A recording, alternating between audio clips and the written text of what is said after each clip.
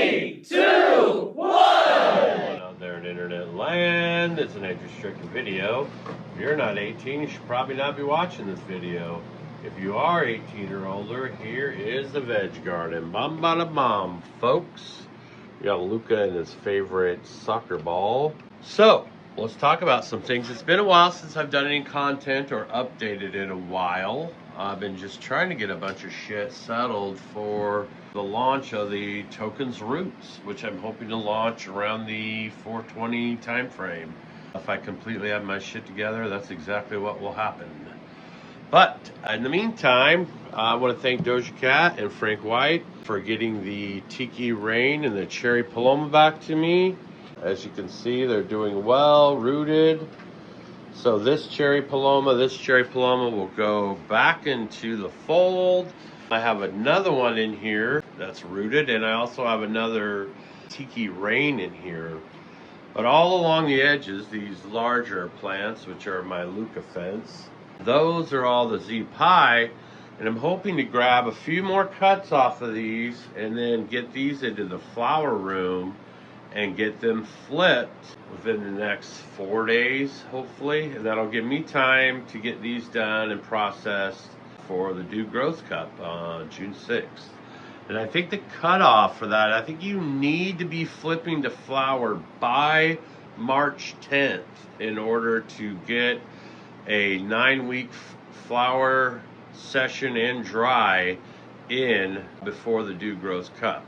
So if you plan on bringing something or you plan on competing, you definitely need to get your room flipped by the 10th of March, I would say. And even then, it's kind of cutting it close on your cure time. Let's talk a little bit about what else is in here. Uncle Jim went through and germinated and hunted out a bunch of the Sticky Foot and the Cherry Gush. And that's these that you see here. And so I'm hoping to come in and grab a clone off these and then get them into the flower room. So I've got Sticky Foot, Cherry Gush, and Z Pi that will hopefully make it into the next round. These smaller ones are all of the ones that I just germinated, and those are a mix. I've got some Z Gush, which was the Z Pi by Gushers BX. I've got some Gushing Red, which was a Red Ziki guy by Gushers BX. And I got some Cherry Gush in there myself. And I got some Blue Gushies, which I've had reports on the Blue Gushies of some instability. So if you're growing the Blue Gushies, watch out for that one and keep an eye out for it. And I think one person also had one pheno of their engine number 9 show some instability. But like we mentioned in previous videos, with the way this hybridization of breeding and a lot of genetics have been put into the pipeline that have got these tendencies kind of built into them. So part of your protocols now are to definitely monitor anything that you're cracking from seed to see if it's got instability. And a good trick for that is to go ahead and get them in when they're about this tall in a 2-gallon pot. That way you could strip them down and keep an eye on the nodes. And they're gonna, if they're unstable, they're definitely gonna show that in their flower sessions. And you don't have to manage these bigger plants and maybe miss a node and pollinate your room. So it makes it a lot easier as part of your SOPs for cracking and hunting and pheno hunting new stuff. It just seems like it's part of the deal nowadays. So yeah, these moms look really good. I'm happy with how that's going. I've been doing the Luna all day, kind of 1 tablespoon of a top dress. I'm doing that weekly. And then I'm also giving him the ferments, which is the fish hydrolysate. It is the blackberry ferment that I made from the blackberry shoots. Then I'm using lactic acid bacteria, and that's what's keeping all these moms happy and healthy. And they do look good. I'm excited. But this is something I'm also excited about. I have the Bucjalokia ghost peppers going. And I germinated these, and I've got think about 13 of them going. 1, 2, 3, 4, 5, 6, 7, 8, 9, 10, 11, 12, 13 of them going. So we're going to wait and see how these turn out. Once we get them into like a 1 gallon pot, I might even have some of them available. So if you're interested, I could maybe even, I've got 2 of them here in solo cups that are ghost peppers, and I did these with a separate germination strategy than the ones in the dome, but they did well. So I will have a couple ghost pepper plants available for those. This is the last Z Pie from the last menu that's going to be going out. I will have another Z Pie menu, and then hopefully after that I'll have some diversity in my menu, offering some Cherry Paloma and some Tiki Rain. This little guy right here is one I'm really hoping is a male. This is a Skywalker OG by Pecan Pie from Raw Genetics. And I'm looking for something gassy and funky that I can use as a male this round for my breeding project.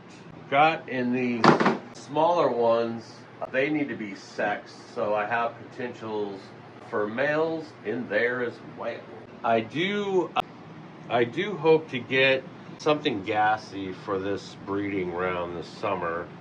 I did kind of fruity stuff last year, so this year I'm going to go for the gas, funk, and skunk. Got Simeon here. He's doing really good. He's molted out of his skin once already. He's pretty fat. He's eaten quite a few crickets. He loves his crickets, so he's doing really good. He's surviving the winter, which I don't think he would have done outside because it was rough out there. But yeah, he's doing good, loving life. Everything seems to be going well in the veg room. We're going to start kind of processing things and getting them ready to go into the flower room. So that's kind of where we're at. I'm working outside to prep the outside garden, and hopefully we'll be doing content on some planting soon. I will say my strategy with these ghost peppers is to keep them indoors till around the middle to the end of June. Only because last year I put them out around the 10th of June, and we had like 5 days of 40 degrees and raining at night. And so it really stunted my peppers last year. So this year, not falling for the tricks, I'm going to wait to get my peppers out. Oh, there is something I forgot to mention.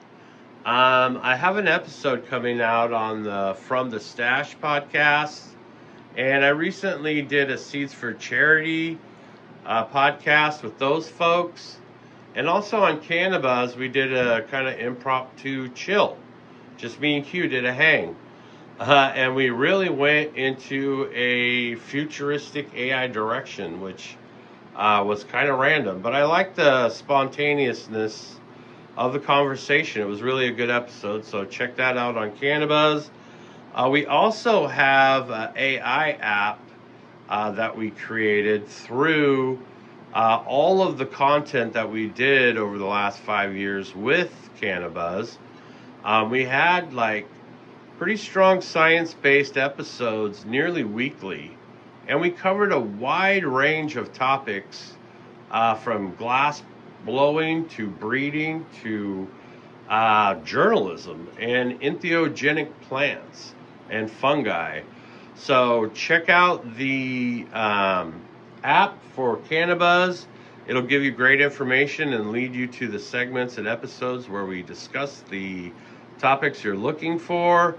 And I will go ahead and put a link in the description so that you can check that out, folks. So yeah, we're trying to do some cool stuff with Cannabuzz still. Even though we're not doing the weekly science-based interviews, we're still doing stuff. So stay tuned, folks. And everyone who's signed up and hanging with us through the community, we greatly appreciate that. With that, I say take care of yourselves and take care of each other. It's not that hard. Growers love.